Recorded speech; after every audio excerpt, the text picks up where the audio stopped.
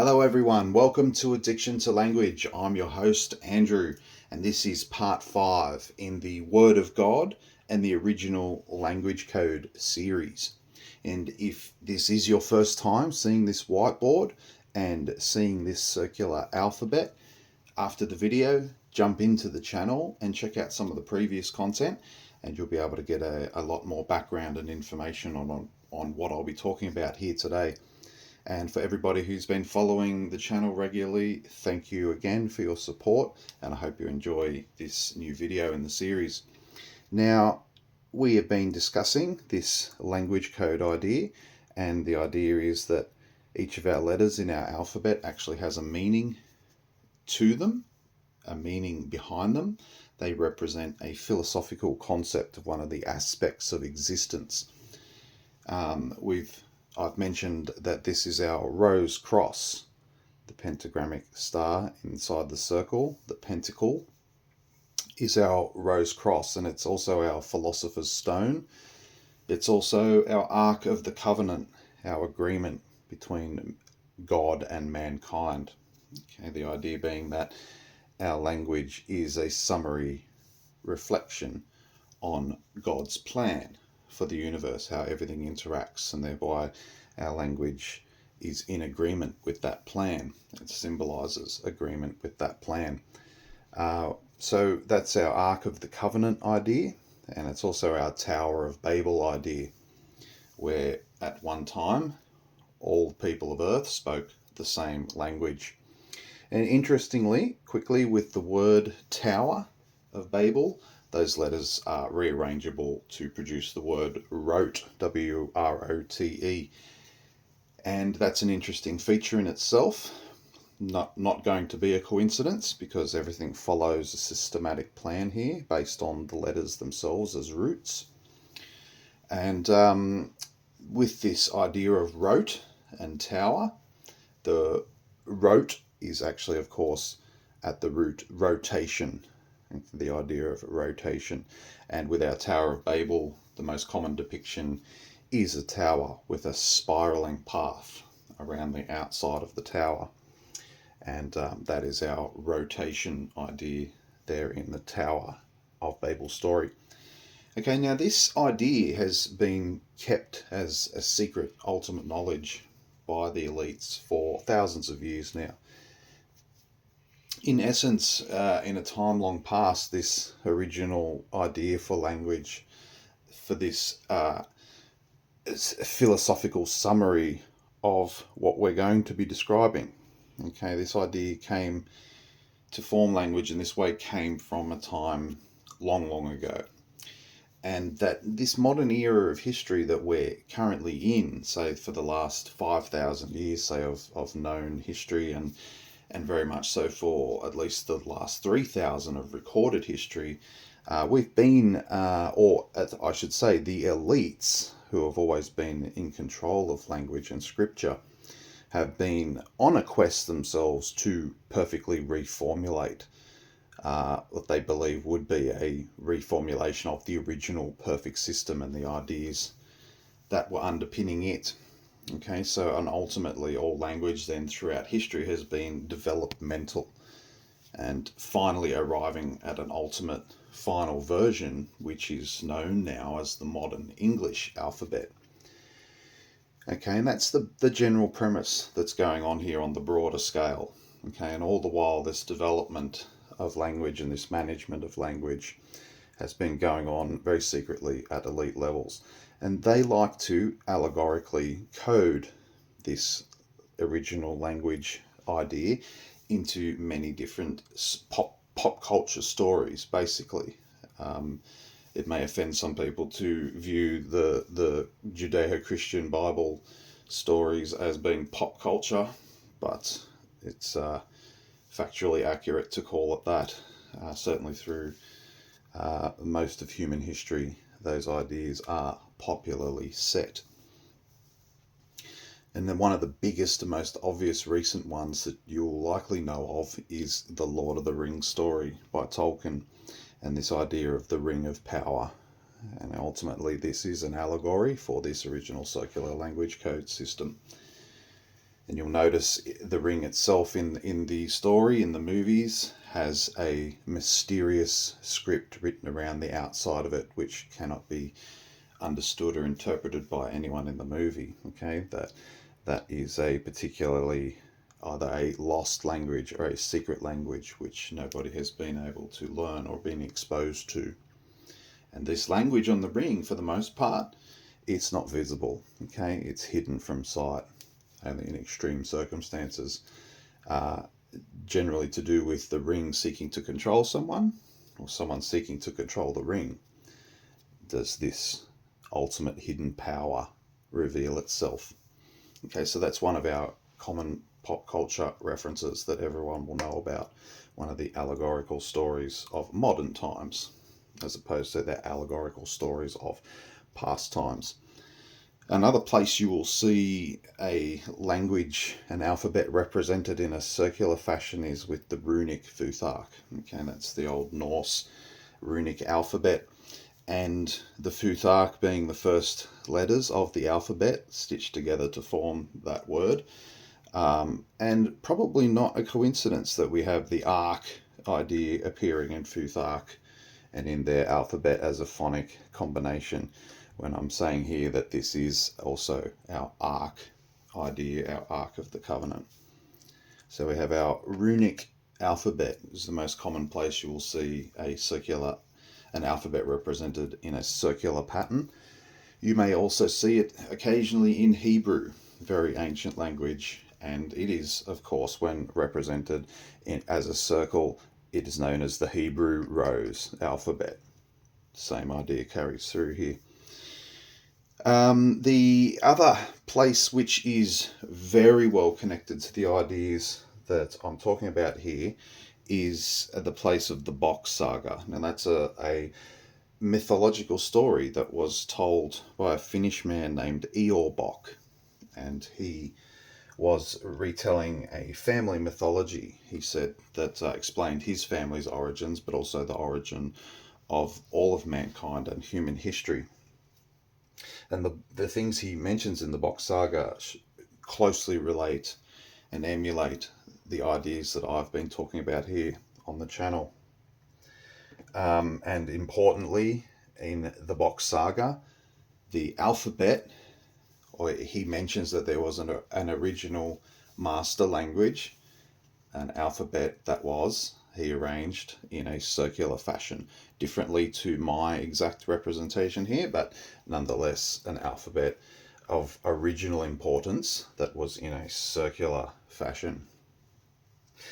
Some quick points here that I've got from the Box saga to run you through. Very important to understand this idea, and certainly go and do some research on it, look it up yourself and read into it. It's quite an interesting story, but a suspicious story as well at the same time. The exact intention of this story of the Box saga and what he was hoping to achieve by publishing this mythology is questionable. In the story of the Box saga, he mentions that Earth had 4 eras in the past. An initial era known as the Parasite era. Specifically, he says parasitet, the word parasitet, and that this was the original era where all beings just lived naturally off each other, unconsciously using each other for survival, and that it was, an original the original formulation, okay, for the God's plan. But then that first initial era was followed by the Paradise era, and he calls it Paradiset, for the Paradise tree or the Paradise time. Okay, and the Paradise time was defined by the first development of an alphabet by mankind. Okay, and that's a very important element of his story that is complementary with what I'm saying here about the primacy and originality of language and its importance for mankind and living well. So in the subsequent era after the Paradise era, he calls the Alt-Landis era, and then finally our current era. And this Alt-Landis era obviously is a reference to and honouring the Atlantis era, but it suggests here in the saga that primacy of language in the original conception of formal language predates even the Atlantis era. Okay, so we're talking about something that goes way, way back in time here. He mentions in the story that the people in the Paradise era, they lived in a land known as Odin, or Odin-Mar, and that this Odin-Mar place was a ring land, a circular land. Okay, and the story suggests that it was Frey and Freya who created the root language that was to be the mother of all languages on the planet, and that they created that language with their speech. Okay, very much like the Judeo-Christian conception of creation there. The story says that this period of paradise lasted approximately 300 million years. Okay, that's probably just a guess. And during that time, now this is what makes me very suspicious, that during that 300 million years of time of paradise, that a second language called Vaner was developed specifically for the use of everybody who lived outside of Odin-Mar. Okay, so we have a very suspicious elitist reference there. On one hand, saying that there was an original God-given perfect language, but that language was only used for people inside the circle knew that language. And there was a second language different to it for everybody outside of the circle. Okay, it's a very suspicious reference there in his mythology to the actuality of our own language being kept for an inner circle, the full knowledge of it being kept only for an inner circle, everybody else outside of the circle. We speak the vulgar tongue, the vulgar version of that language. We don't have full understanding of it. In his circular alphabet system, Eeyores claimed a 29 letter system. He had 23 letters on the circle itself, like I have on as the outer wall of the circle, and then he had a further 6 letters spaced further out, again outside the circle. So a different arrangement, different conception for it, and no doubt probably intentionally misleading people away from this more perfect system I'm showing here, with the consonants on the outside and the vowel letters all grouped on the inside. He mentions that it was thanks to the alphabet that people were able to remember the principles of the universe. Okay, that staying in harmony with the universe was enabled by the knowledge of this alphabet. Okay, he specifically says that in the story. He also mentioned, flip the page on my notes here, that that yes, humans through the use of this language were living in harmony with nature and with all the cosmic laws of logic. He specifically again refers to this idea of logic, as I did at the beginning. This is the idea of logos as well. It encapsulates what the idea of logos, or proportional ratios of things, the plan or the system of things. Okay, so that aligns then nicely with what I'm saying about the logos and the logic. People were living in harmony with the laws of logic, natural laws, logical laws. He also mentions that because of the fact that everybody inside of Odin-Mar could communicate with each other, and they lived in harmony and balance with creation itself, that they could then use senses that allowed them to act and interact in ways that enhanced the status of man to one of a divine creature. Okay, so again, another coded reference there, or barely coded reference there, to the moral compass idea here, where understanding God's plan through understanding the alphabet system allowed one to stay in harmony with that plan and thereby acting like a god. Okay, that's an imitation of God's way of behaving, God's system and plan for things. So thereby elevating us to a divine equivalence. Very cool stuff, the Box Saga. And yeah, one of my favorite and most relevant reference points to the work I'm doing here. So let's have a look now quickly at our last few letters in our alphabet series and their symbols and meanings. You can see our triangle shape starting to form up nicely here with our 25 letters, and our geometry is satisfied. All the three primary geometries are satisfied with a 25 letter system. With a 25 letter system, we can display our alphabet as its circular nature really is. We can also display our alphabet in its hierarchical nature as a triangle, and we can also perfectly display our alphabet as a square, as a 5 by 5 square, laid out in that fashion there. Whereas with the other formats that are common in languages around the world, you cannot do that. They will inevitably not be able to be laid out in a consistent, balanced fashion. Okay, so that's an interesting point about the 25 letter alphabet system. Okay, now our concept of the letter S is that it represents the idea of symbol or sign, okay, or indication. Okay, so it's those things that communicate to us. Okay, a sign, a symbol, an indication communicates to us what to expect, basically. It gives us forewarning. And our symbol is, okay, yes, the snake.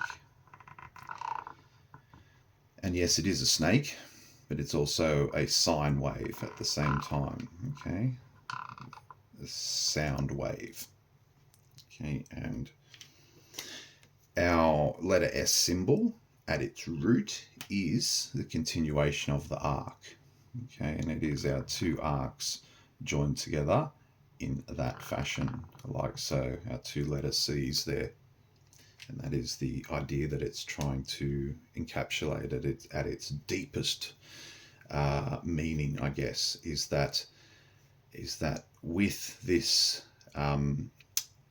if we follow the signs, we're going to be okay. Okay, if we heed the signs and the signals, we can keep ourselves safe. Okay, and a lot of the words that relate to this idea start with the letter S for that reason, the snake and safety, because the snake is only dangerous to us if we don't see it. Okay, the snake you don't see is the one that's going to bite you, and the snake that you can see, you're going to be easily able to get away from that snake or deal with that snake. And we see the snake very prominently in all ancient art for this reason. Okay, it has many different aspects of the snake that are symbolized and talked about in all sorts of different contexts, but at the root primarily it represents the idea of signs, okay, and indications, warnings, to be able to see danger and to prepare for it and to avoid it. Okay, so being able to see is to know how to behave and how to act. Okay, so that's our letter S idea. Very basically there, we can go deeply into that, but that is the essence idea going on. So we'll see that, our words, like sound itself, is a symbol of ound. We can go into what ound is, but essentially that's the idea there. Okay, our sin is symbolic of in the infinite energy. Sorry, my bad there. S-I-N, it is symbol of the infinite energy of the universe, so that all things are sin in that way, and closely relates to the idea of similarity. Okay, and that's the word sin has been bastardized by Catholicism, okay, by the Roman Church. And the word sin itself is just a word like any other, and it has many applications, okay, many uses. And sadly, we attribute sin as being a reference to bad behavior, when it really just is a reference to behavior itself, let's say. Okay, then remember, in our system here, there's no inherent good or bad with the system or anything in it. They are just factual realities, okay? And we ourselves put perspective of good or bad onto those ideas.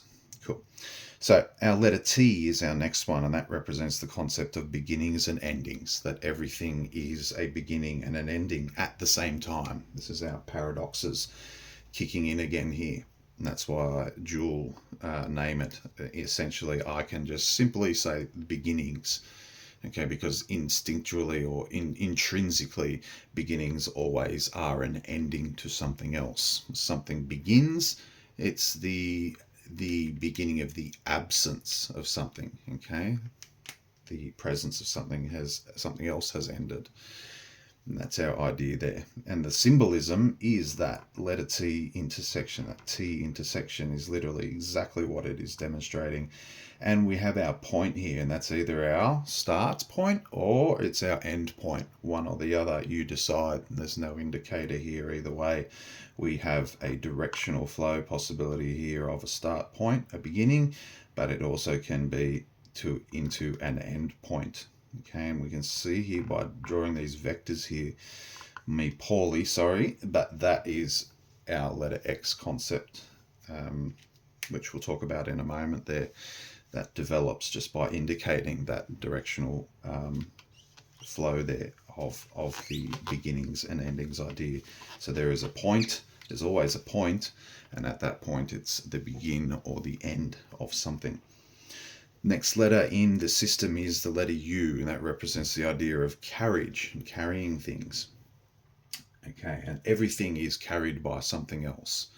Okay, all of the planets and the stars are being carried, suns, they're all being carried by the universe, and on top of those things are being carried other things.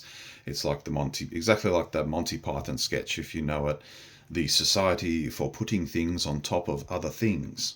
Okay, and that's the basic idea here, is that all things are carried upon, and that you're carried upon the earth, and that you carry yourself things, and there's things you're carrying right now that you don't even know you're carrying, little microorganisms and such like things that are separate other entities that are on you and supported by you.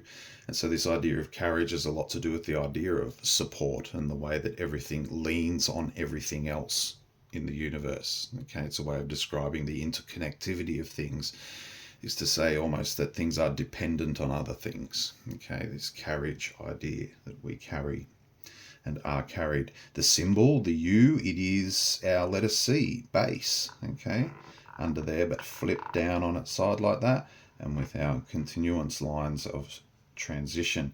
It's our, again, yes, related to our J shape. It does not have the continuance line, but the letter U shape does.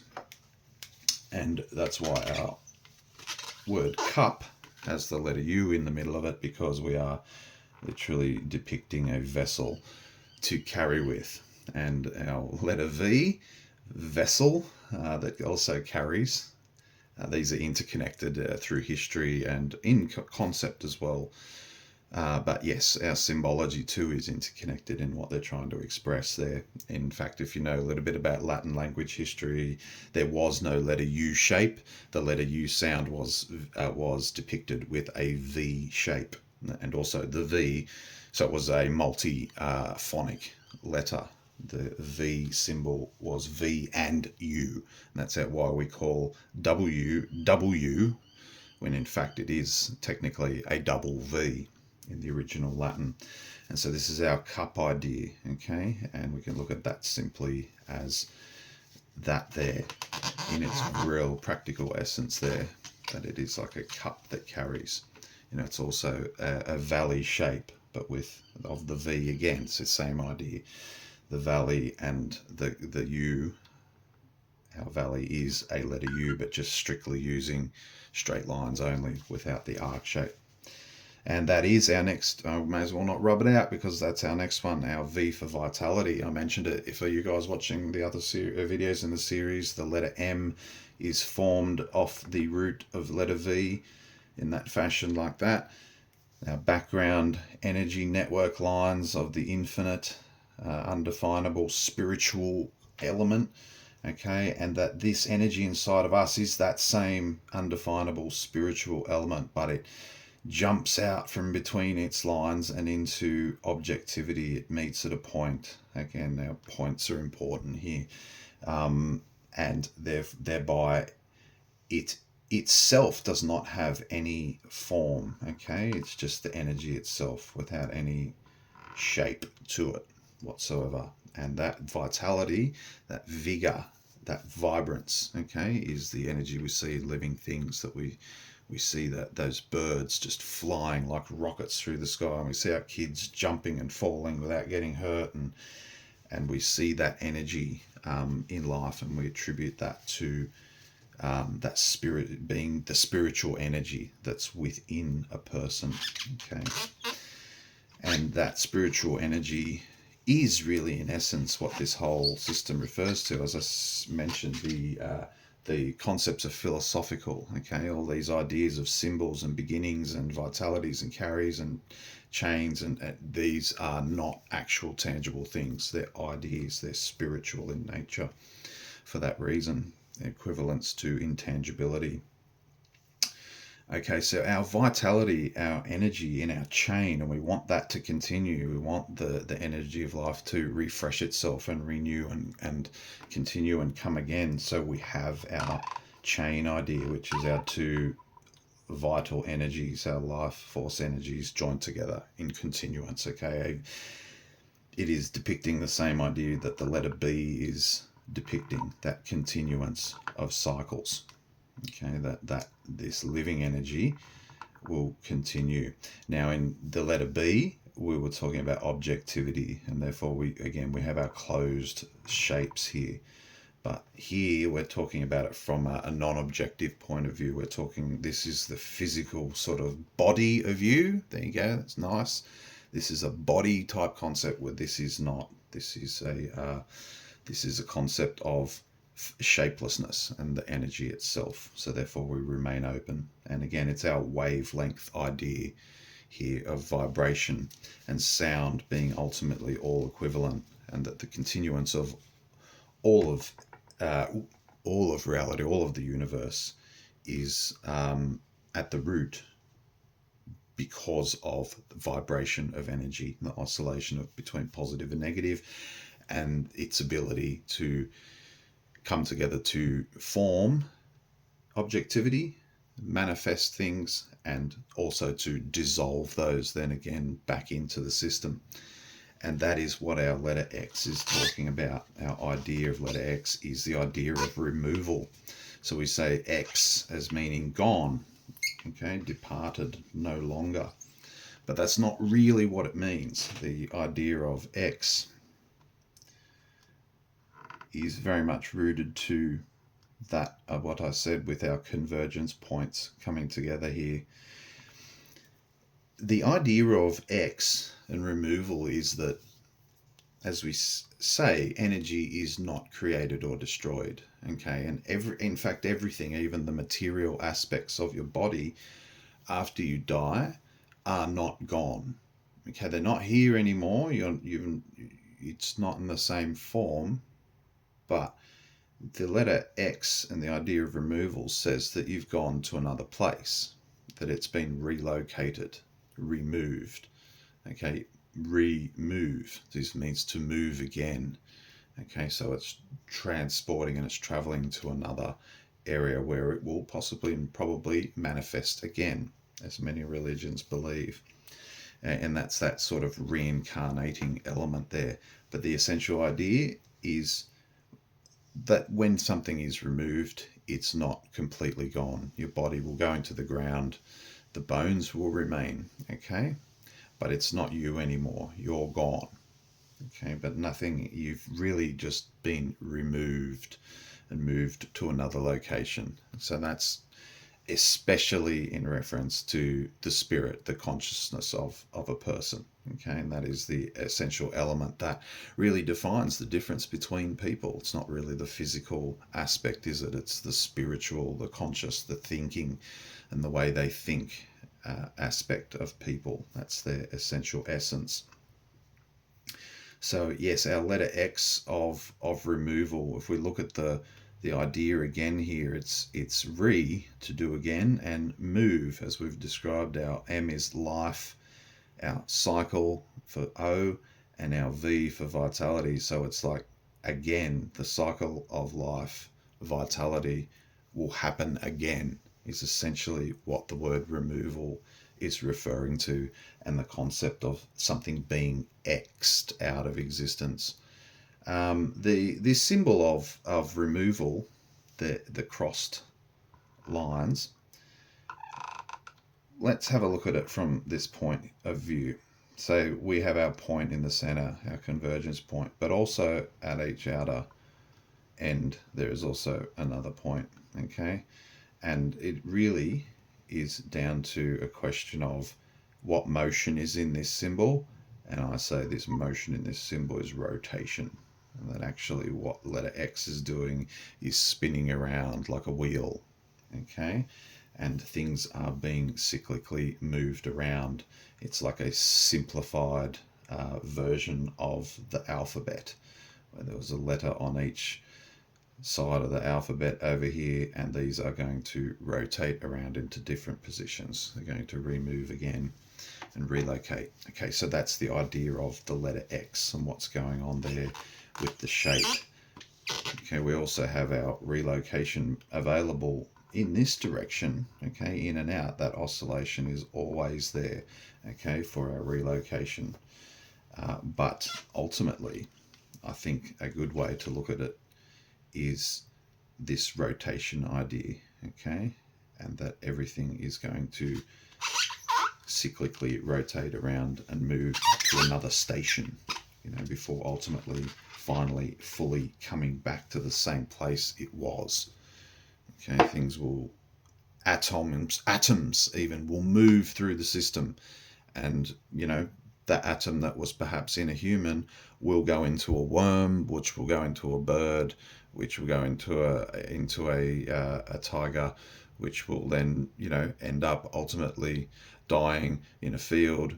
It will seed fertilizer into the ground. You will eat that particle through a tomato that came from it, and thereby it will be back once again incorporated into another person. Okay, so all of that is covered. Okay, these ideas are massive. Each one individually is massive. Just trying to give you a quick, simple essence idea of what they're trying to talk about. And finally, our letter Y. Okay, in my system, no letter Z shape, because letter Z shape is a repetition of our letter N shape. It's just on a letter N that's been flipped on its side. Okay, so whilst I will not use the letter Z symbol in my system, I will of course retain the phonic of letter Z, and that is down into the details of phonics and diacritics and how to represent the language in a reliable and consistent way. So that's a whole other topic in itself, but for now the ideas and the convergence divergence idea,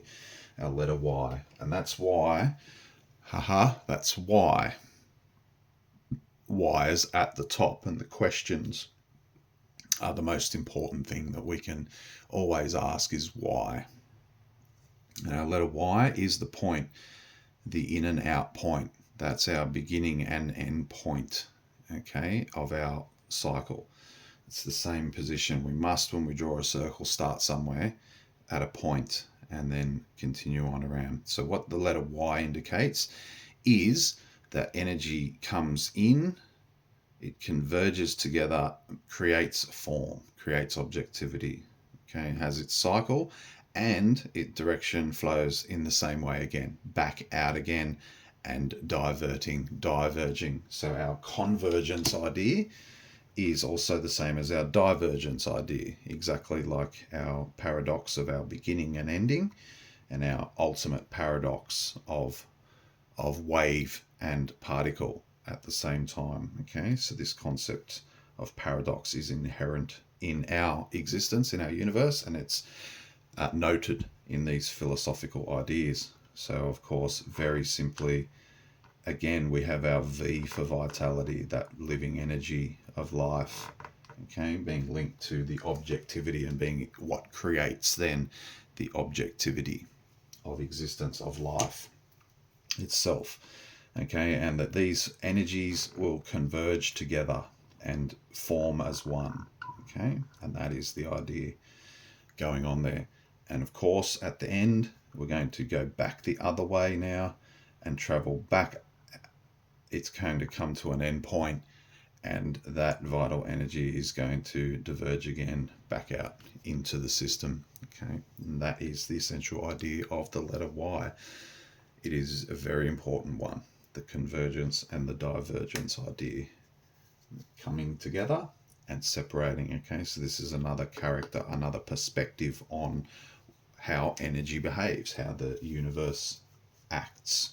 This is one of its features, as along with the other 24 other features that I've been through. So now, of course, we can fill in our, is this my right color? S, T, U, V, W, X, and Y. And there's our nicely columnic aligned triangle hierarchy of the alphabet. All right, guys, I hope you enjoyed that one. I'll catch you again next time.